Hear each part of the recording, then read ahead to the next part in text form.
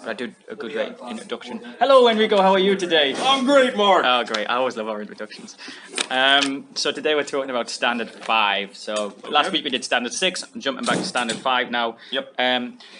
So, as you know, it's been a very busy week for everybody, really. Midterms, marking, lots of that been going on. So with Standard 5, I feel like the best that I could have done this week with all the marking going on was aim for basic or developing standards. I didn't have a lot of time to do this lesson, and I must admit it wasn't my favourite lesson that I've ever done. It wasn't something that is going to set the world on fire. I know I say that every week, but this one I really feel like it wasn't the best. The big problem that I'm having with teaching now at the moment is it's week by week they want us to like hit these standards, and what I'd rather do is create some big project and work on it over the course of a few weeks. Which is something I'm going to do when it comes to Standard 7. I'm hoping that next week I'm going to implement some projects for Grade 7. And then later on, after we do a few more lessons with Grade 6, I'm going to implement more projects. One of the big things that's happening at the moment in Grade 7, a lot of kids are in Canada. Yeah. So they're missing out on a lot of education. I hear they're going to come back with only 4 weeks to go. So I feel like in order to have all the students at the same place, these projects will be a good idea. Yeah. Because of this week, we're working. What is it? Saturday day. Yes, it is. It is Saturday day. We're working this Saturday, which means that the schedule to be moved around means I don't get as many lessons with the grade 6As and 6Hs. So to hit Standard 5 this week, what I did was implement a project for them. Okay. And one of the standards is project-based learning. So I came up with a project about the Vikings. I said to the students, you know, I could teach you about the Vikings, but why don't you teach me about the Vikings? Go away, find out all the information you can, come back and tell me about it. So this is what I did. I said to the students, can we build on our previous knowledge about culture, geography, religion, and can we write those things about the Vikings? What is their culture? Where are they from? What was their religion? Other students that I've been teaching this week, I've been teaching them with just worksheets like this. I've been showing them videos. I've been linking it to Loki and Thor the movies, and they've absolutely adored it. Yep. They've went crazy for it. So I'm hoping these other students will come back and, oh no, not enough space. Hold on then. So we were just talking about the project that I implemented for the students. Yeah. So we're talking about the culture, geography, religion of the Vikings, and yeah, the other students have been eating up all the information I've been giving them on the Vikings, all the videos we've been doing, PPTs, and as I was saying, I was telling them I'm a Viking, and they love that too. So application of real-world problems was my big issue. How do you make the Vikings relevant to them? And I feel like I've hit that standard because what I've told them to do is go away in groups and work as groups. Do some research and bring that research back to me. So in terms of application to real-world problems, they're using real-world skills in order to complete this project. Okay. I offered them some links that they could use. I checked if they needed a VPN, and they don't. These are very basic English websites. All those students are capable of reading it. The language is very, very downgraded, very short sentences, and there's lots of interactive games on there, there's lots of movies on there, there's lots of worksheets on there for them to do. Yeah. But it's jam-packed full of interactive games. So yeah, those 4 were the ones I gave them. I said, of course, you can go away and do whatever you want.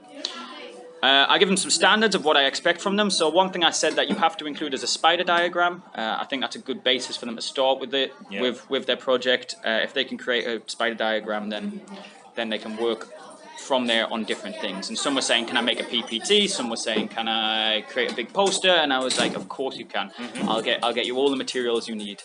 So we're going to work on that together next lesson. I'm going to give them time together next lesson to talk about it, put all their information together, and then they're going to present it.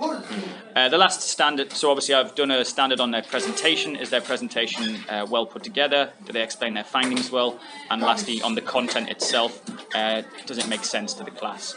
And those are 3 basic standards with 4 different grades for it. I think that works quite well.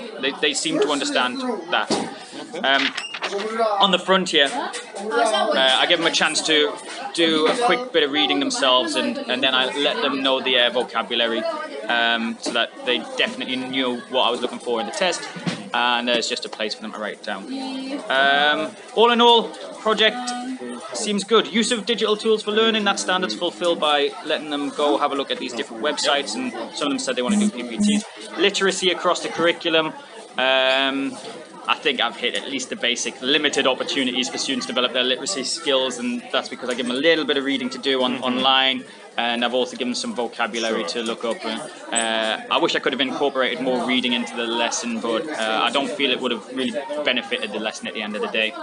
Interdisciplinary themes, I've hit by asking them to do research, project work, creating projects as well, and I feel like that's good put together. So that is standard 5. Not the best work I've done, but hits those standards. Yeah, that's it. Okay, well, two comments. One, Yep. I mean, the Vikings are a particularly good group to do projects with. Actually, just coincidentally, with my grade 10s a couple years ago, Vikings was the unit that I had them do their own projects on. Because they are very fascinating. They're very different from other civilizations because they weren't settled in one place. As far as real-world problems, you're right in terms of the real-world skills that they're developing. Also, with history, I'd like to, if you reduce history to its simplest, kind of essence, I think it basically is about how people in the past have solved human problems, real world problems, different problems. Whether that's, problems of economics, how to provide for themselves, how to protect themselves, deeper problems like searching for meaning with religion and so on and so forth. That's kind of how I apply. See, that's a good one. I should have linked that to the religious thing. I like that. Actually, one of the things I was talking about with the other students is why did the Vikings actually believe in God, and even if we don't believe in gods, what good was it doing them?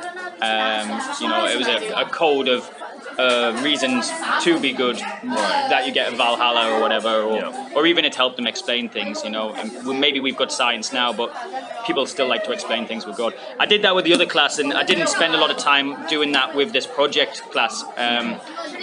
That would have been a good idea for hitting that application of real world problems. It's something I'll come back to once we present. With all history, I mean, that's essentially what it is. It's just a shared human problems over time that we've always had to deal with as human beings. How have different peoples and societies tried to solve those problems? Certainly. Okay. Anything else? What was the other thing? No, that's good. Those are my two comments there. So look forward to seeing these projects. Okay. And Thanks again, Enrico. All right. My pleasure. He's a good man.